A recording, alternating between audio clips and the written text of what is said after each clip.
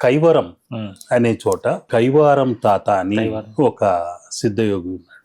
ఆయన ఏంటంటే మన వీరబ్రహ్మేంద్ర స్వామి లాగా కాల జ్ఞానాన్ని రచించిన వ్యక్తి.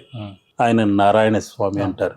ఆ కైవారం తాత దగ్గర కూడా చాలా రోజులు నేను నాన్నగారు వెళ్ళిపోయి అక్కడే పూజలు చేసుకునేవాడు. అక్కడ ఒక ముఖ్యంగా నాన్నగారు చూపించిన విచిత్రం ఒకటి ఉంది. తలకిందులుగా పెరిగే వృక్షం ఒకటి ఉంది. అది చూస్తావా అని తీసుకెళ్ళాడు. తలకిందులుగా పెరుగుతుందా? అవును.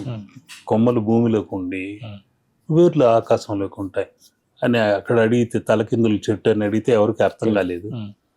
అప్పుడు మళ్ళీ గుర్తు వచ్చింది బకాసుర వృక్షం. అంటే బకాసుర వృక్షాన్ని ఎందుకు పేరు వచ్చిందంటే, హిమాలయాల్లో ఎక్కడో ఒక గోప్యంగా ఉన్న ఒక వృక్షాన్ని తీసి మన బకాసురుడు ఏదో మాంసాహారం తిని ఆ పళ్లకు టూత్ పిక్ లాగా వాడుకోవాలని ఆ మొక్క యొక్క కొమ్మను విరిచి టూత్ పిక్ లాగా వాడుకుంటూ ఇక్కడికి వచ్చినప్పుడు దాన్ని విసిరేశాడు. ఆ మొక్క అక్కడ పెరిగి అద్భుతమైన వృక్షంగా మారింది. వేర్లు వేలాడుతుంటాయి పైనుండి, తెల్లటి వేర్లు లాగానే ఉంటాయి, కొమ్మల్లాగా భూమిలో కనిపిస్తున్నాయి.